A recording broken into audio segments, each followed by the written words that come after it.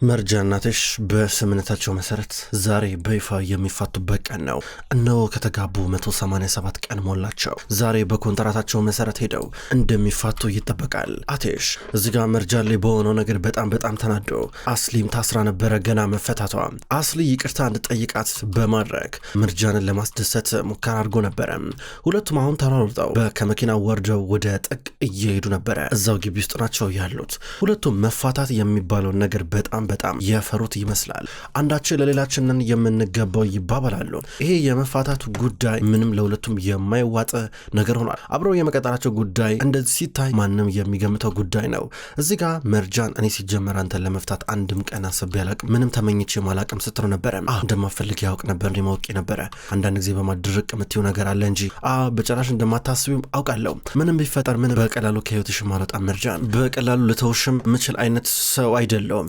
እነዛ ያለፉት 187 ቀናቶች እስቲ እንደገና ከነበረበት ጀምረን እንጻፋቸው እያለ ነበር። ምን ማለት ነው ትላለች። ማለት 187 ቀን ማለት እንደገና እንጋባ፣ እንደገና መጋባት አለብን መርጃን በአዲስ ፍቅር። በአሁኑ እንኳን እየተፋቀር ነው የምንጋባው።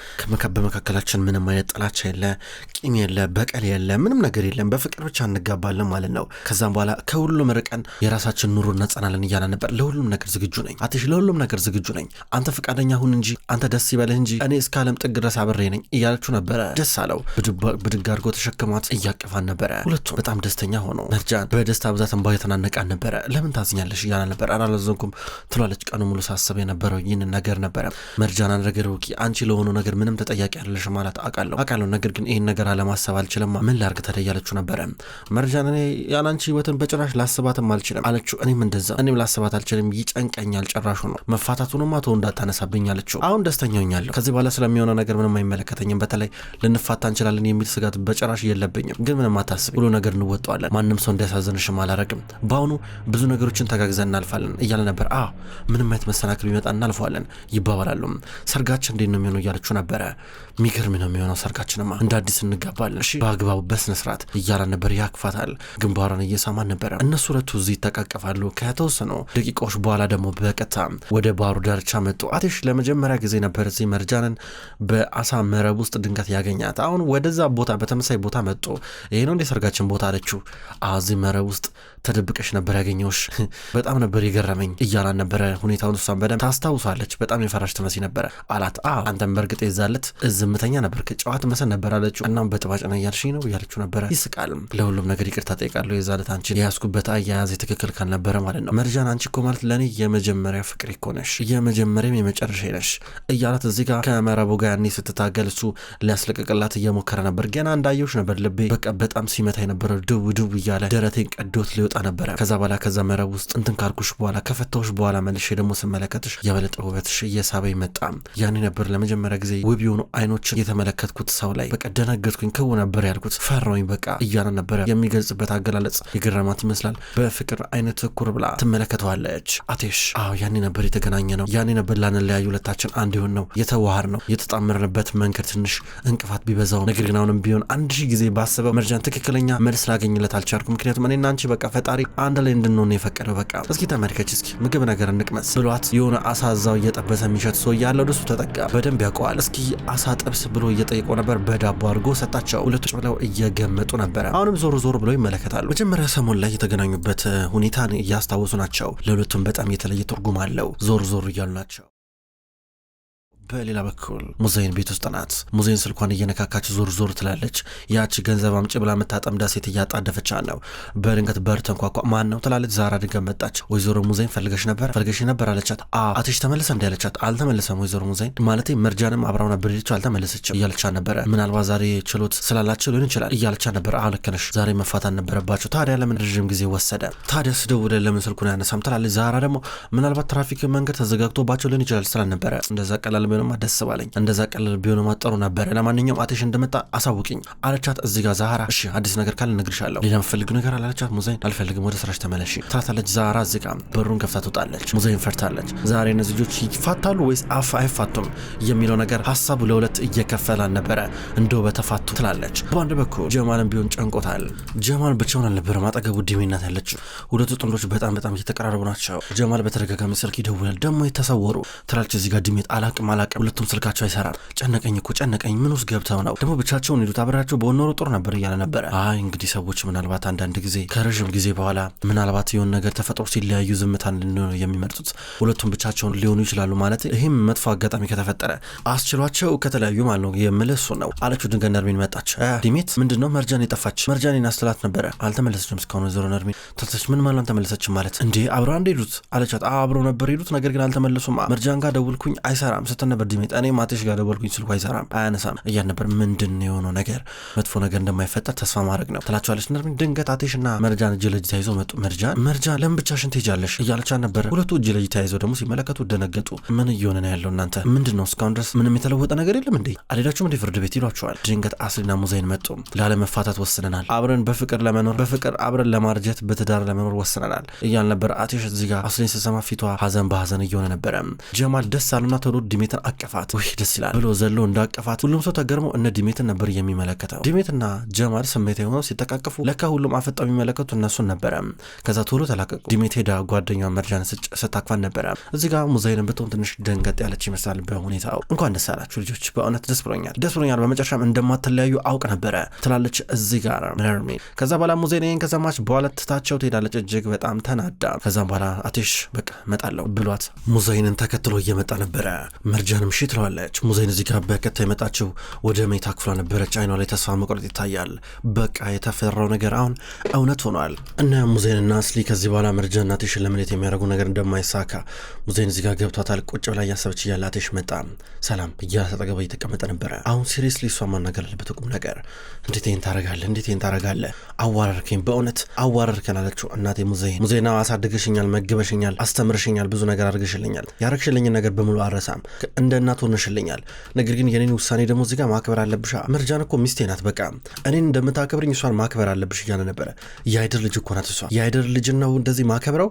እዚህ እኛ የመጣ ነው እዚህ ለበቀል አይደል እንዴ? ይሄ በቀል ግን እኛን ራሳችን እያጠፋን ነው ስትለው ነበረ። እማዬ ተረጋጊያ እንዴ እናቴ ሙዛይን መረጋጋት አለብሽ። በቃ ይህ ሁሉ ነገር የሆነው በቃ መሆን ስላለበት ነው። በቃ አንቺ የኔ ቤተሰብ ነሽ። አንቺ ማስከፋት አልፈለገም። መርጃንም ደግሞ የኔ ቀይ መስመር ናት። መርጃን የማፈቅራት ሴት ናት። መርጃን ማለት እኔ ቀይ መስመሬ ናት። እሷ ተነካች ማለት እኔ ተነካሁኝ ማለት ነው። ሃይደር በቅርብ ቀን ቅጣቱን ያገኛል። ፈጠነም ዘገየም ሃይደር ቅጣቱን የሚያገኝ ይሆናል። ነገር ግን እዚህ ጋር መርጃን ምንም የምታውቀው ነገር የለም። መርጃን ምንም ባላረገችው ነገር መወቀስም መጠየቅም የለባትም በቃ እያለ ነበረ።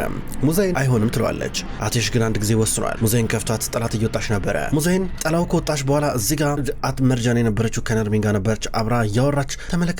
አቴሽ በጣም ለፍቅሩ የሚታገል ወንድ ነው። አቴሽ አንቺን ይንከባከብሻል፣ ይጠብቅሻል፣ ከዚህ በኋላ ምንም አትፍሪ ይልነች እያለቻት ነበረ። አስሌን እየሰማች ጆሮዋን ለማመን እየከበዳት ምርር እያለ ነበር። እነ ጀማልም አሉ። በድንገት ሙዛይን መጣች። ሙዛይን እየመጣች አቴሽ ተከትሏት እየመጣ ነበረ። ሙዛይን መጣችና የመርጃን ፊት ቆመች። አቴሽ ሙዛይን ምን ልትል ነው ብሎ እየጠበቀ ነበረ። ሙዛይን ግን እጇን ዘረጋች። ቀኝ እጇን ወደ መርጃን ዘረጋች፣ እጇን እንድትስም።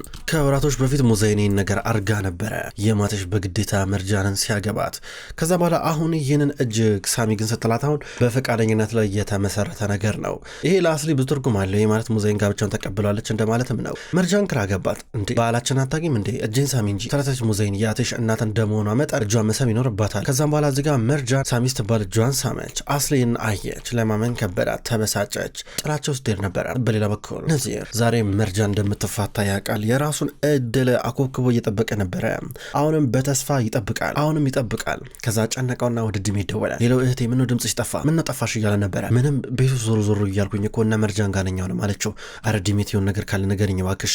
ዛሬ ፍርድ ቤት ሄደዋል አይደለ እያለ ነበር። አልሄዱም ቀሩ እኮ አብረው ተጋብተው ለመኖር ወስነዋል። በቃ ከዚህ በኋላ በፍቅር ለመኖር ወስነዋል አለችው። ምን አይነት ነገር ስንት ጊዜ ተናግሬ ነበረ። እነዚህ ደግሞ እያለ ስልኩን ዘጋ። ተበሳጨ። ምንድነው የሚሻለኝ? አቴሽ አንተማ መርጃንን እስከ ወዲያኛው ድረስ እንድታገኛት አላረግም በአሁኑ በቅርቡ ባናት ተክላለሁ እያለው ነበረ። ከዛም በኋላ እዚህ ጋር አቴሽና መርጃን ወደ መኝታ ክፍላቸው ገቡ። አታስቢ እኔ ፍቅር አታስቢ፣ ቀስ በቀስ ሁሉንም እያሳመናቸው ነው። ከጊዜ በኋላ ደግሞ በይፋ ባልና ሚስት ያረጉናል፣ ምንም እንዳታስቢ እያላን ነበረ። ከዚያ ያክፋታል፣ እያባበለ ነው። የሆነ እሷ የፈራችው ነገር አለ። ሁለቱም መቃለዳቸውን ጀመሩ። አቴሽ የበለጠ ከድሮ ደስተኛ እየሆነ ነው ያለው። በሌላ በኩል ሙዛይን አሁን መኝታ ክፍሏ ናት ያለችው። አስሊ እዚህ ጋር ነገር እንደ ቢላ እየሳለች ስጠብቃን ነበረ። እማዬ እንዴት ታረጊያለሽ? ዛሬ እነሱ መፋታት ነበረባቸው። ጭራሽ አንቺ እንዴ ጋብቻቸውን ታጸድቂላቸዋለሽ እንዴ? እጅሽን እንድትሰሚ ታደርጊያለሽ እንዴ? እማዬ እንዴት እንደዚህ ነገር ይደረጋል? አንቺ ለኔ አታስቢልኝም እንዴ? ስትራን ነበረ። ልጄ በቃ ታዩ ሁሉን ነገር። አቴሽ ተስፋ አይቆርጥም፣ በጭራሽ አቴሽ ተስፋ አይቆርጥም። ስትራን ነበር። እንዳጨርሹ እማዬ፣ እንዳጨርሹ ይቅርብሽ፣ እንደዚህ እንዳትይ።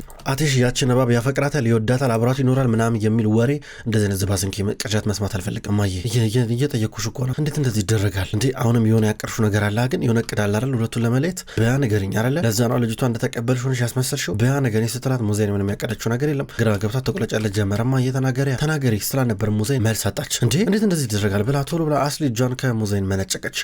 እንዴት እንደዚህ ጋብቻውን ትቀበያለሽ? ምን ማለት ነው እንዴ?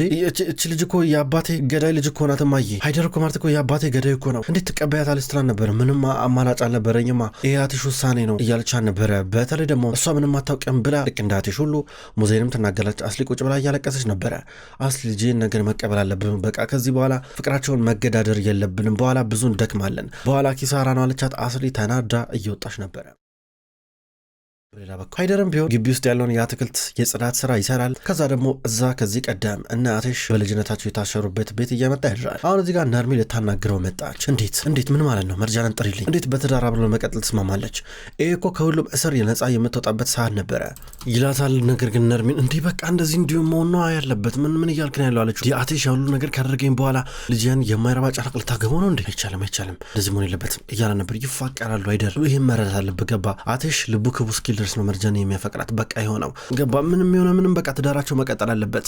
ልጄ ምን በወጣት እንደዚህ አይነት እንትን ውስጥ የምትገባው ለምን ትፋታለች? ልጄ በቃ ተመችቷታል እኮ እያለችው ነበር። ምን ሆነ ተመቻት? ነርሚን አታይም እንዴ ምን አይነት ልጄ ስቃይ ውስጥ እንደገባች ተመልከት። ሲኔም እኮ እያሰቃየኝ እኮ ነው እያለ ነበረ። ምናልባት መርጃን ብትሆን አንተን ይቅር ልትል ትችላለች። እንትን ማለት አለብህ በቃ ሃይደር ተረጋጋ በቃ ይሄ ነገር መብቃት አለበት። ይሄ የበቀል እንትን መብቃት አለበት ስትሮ ነበረ። እንዴ ነርሚን ለምሬ ራስሽን ጥቅም ብቻ የምታየው አታይኝም እንደ ያሉበትን ሁኔታ ተመልከች። አላሳዘነሽም እንዴ እያለ ነበረ። እንደዛ እኮ አይደለም ብላ ታባብለዋለች። ነገር ግን ሃይደር እየተዋጠለት አይደለም። አትሽ በሌላ በኩል መኝታ ክፍል ያለው ድንገት መርጃ መጣች። በኋላ በኩል እያቀፈችው ነው። አሁን ፍቅር በፍቅር ናቸው። ቀለበቷን ድጋሚ እያደረገላት ነበር ከዚህ በኋላ እንዳይወድቅ እያለ ከዛ አንዳንድ ነገሮችን እያስታውሱ ሁለቱም ይሳሳቃሉ። በሌላ በኩል ሙዛዬ ወደ ኪችን ገባች። ሻይ እያፈላች ነው። ሻዩን አፍታ ከጨረሰች በኋላ ሲኒው ላይ ከቀዳች በኋላ ከዛ የሆነ ነገር አውጥታ ሻዩ ላይ እየጨመረች ናት ያለችው። እየጨመረች ከዛም በኋላ በድንገት አስሊ መጣች። ስትመጣ አስሊ ቶሎ ብላ ሙዜን እየጨመረች የነበረው መድኃኒት ደበቀችው። አስሊ ከዛ እንዴ ምን እያረግሽ ነው ያለሽው አለቻት እናቷን። እዚህ ጋር ሙዛይ ምን ለአንቺ የቅመም ሻይ እያፈላሁልሽ ደስ ይላል አሪፍ ነው ማለት ያው እኔ ነኝ ያዘጋጀሁልሽ ብጠጪው ይጣፍጣል ስለነበረ እዚህ ጋር አንስታ እሷ ቀመሰችውና ጥሩ ነው እያለቻ ነበር። ወደ ክፍል ሂጂ አመጣልሻለሁ ብላ እዚህ ጋር ሙዜን ይዛላት እየመጣች ነው። በሌላ በኩል አትሻውንም ቢሆን ጀማልን እንዳኮረፈው ነው። ጀማል አሁንም ቢሆን ወደ አትሽ ቢሮ መጣ። ሁሉም ነገር ባልከኝ መሰረት ተዘጋጅቷል፣ ሁሉ ነገር አድርጌያለሁ ይሏል። አንገቱን አቀርቅሮ አትሽ ኮስተር እንዳለ ነበር ያለው። አትሽ እየሄድኩኝ ነው በቃ ያለሁት ለቀናቶች ምንም ልታወራኝ አልቻልክም። ፊቴንም እንኳን በስነ ስርዓት ልታይ ፈቃደኛ አይደለም። እዚህ የምሰራበት ምንም ምክንያት የለም። እዚህ ምንም አልቆይም በቃ እና ምናልባት አልመለስም እችላለሁ። ለማንኛውም በቃ አንተ ምን ማየት አትፈልግም፣ ፈቃደኛም አይደለም፣ ይቅር ልትለኝ ፈቃደኛም አይደለም። በቃ እንግዲህ የሆነ ነገር ግን ማለት ነበር በአትሽ የሆነ ነገር በል እንጂ እሄዳለሁ እያልኩ እኮ ነው ነገር በል ወንድም አይደለሁ እንዴ እያል ነበረ። አትሽ አያየውና ቆይ አንድ ጊዜ ቆይ ጀማል ስታስበው እኔ እንድትሄድ ማድረግ ይመስላል እንዴ? ወንድሜ እኮ ነህ። እኔ እናንተ እኮ ወንድማማቾች እኮ ነን። ስታጠፋ ትቀጣለህ። ለዛ ውጪትም እንድትሄድ አልፈልግም እያሉ ነበረ። ሁለቱም መነጋገር ጀመሩ። አብረው እየተሳሳቁ ናቸው። ጀማል ደስ አለው ድጋሚ አትሽ የቀሊለው ስለቻለ። መርጃን በውጭ በኩል ናት። አየሩ ቀዝቃዛ ነው፣ ብርድ ነው። ቁጭላ ትኩስ ነገር እየጠጣች እሱ የሚለበስ ነገር አመጣ። ሁለቱም ለብሰው መጫወታቸውን ቀጠሉ። እንዲህ እናረጋለን እያሉ በጣም ብዙ ነገር ነው የሚያቀርቱ። እሱ ይነጋገሩበታል እንዲህ እያሉ አሁንም እነሱ ወሬያቸው እንደቀጠለ ነው። በሌላ በኩል ነዚር አሁንም ቢሆን ተስፋ አይቆርጥም። ነዚር አሁን ያለው ብቸኛ መፍትሄ አትሽን ባላረገው ነገር አትሽ እንዲታሰር በማድረግ መርጃን የሱ እንድትሆን ማድረግ ብቻ ነው። እዚህ ጋር ቡራክን እየጠበቀው ነበረ። ቡራክ እንደመጣ አነቀውና ያች ልጅ መፋታት ነበረባት። ከአትሽ ጋር መፋታት ነበረባት። እንዴ አንተ ሊለያዩ እንዳልነበረ አብሮ እንደሚቀጡ ታውቅ ነበረ፣ አውቀ ደበከኝ ብሎ እያነቀው ነበረ። አረ እኔ ምንም አውቀው ነገር የለም፣ ለኔም ሰርፕራይዝ ነው ነብኛለው ነበረ። ታዲያ ምን አረክ? የኮንትሮባንዱን ጉዳይ አለው ሪፖርት አድርጌያለሁ። በቃ ቀጥታ አትሽ ጋር ቤት ሄደው ፖሊሶች እሱ መያዝ ብቻ ነው የቀራቸው ይለዋል። ከዛ በኋላ እዚህ ጋር ነዚህ ጎበዝ ሂድ በቃ እያሉ ነበረ። ቡራክ በአንድ አቅጣጫ ሲሄድ የት ነው የምትሄደው ሲለው ነበር። ወደ ቤት ይለዋል። ጎበዝ ጋር ነው ታዲያ መንገዱ ብሎ እየጠቆመው ነበረ። ከዛ ቡራክ እሺ ብሎ ይሄዳል። ከዚህ ጅል ጋር ብሬ መስራት ያናዳል እያለ ነዚር በራሱ ሲያማርር ነበረ። ውድ ተመልካቾች እንኳን ወደ ቅጠል ቲቪ ዩቲዩብ ቻናል በሰላም መጣችሁ። ተመልካቾች በዛሬው ዕለት መሀል ልብ የተሰኘውን ድራማ ተመልክተናል። ተመልካቾች ቅጠል ቲቪ ዩቲዩብ ቻናል መሀል ልብ፣ ቀይ እጣ እንዲሁም የክብር ጌጥ የሚሰኙ አስገራሚ የቱርክ ድራማዎችን እያፈራረቀ ወደ እናንተ ማድረሱን ይቀጥላል። እናንተም ቪዲዮዎች ወደ እናንተ ሲደርሱ ላይክ እያረጋችሁ እንዲሁም አስተያየት እየሰጣችሁ ኮሜንት እያረጋችሁ እንድትከታተሉ ከወዲሁ ለመጋበዝ ወዳለሁ። ከመጀመሪያው እስከ ፍጻሜው ስለተከታተላችሁን ከልብ አመሰግናለሁ። ሁልጊዜ ዘውትር እየመጣችሁ ቪዲዮዎች ላይ ኮሜንት የምታደርጉና የምትከታተሉኝን ክቡራን ተመልካቾቼ ከልብ አመሰግናለሁ። በቀጣይ በአዲስ ቪዲዮ እስከምንገናኝ ድረስ በያላችሁበት መልካም ቆይታ ይሁን።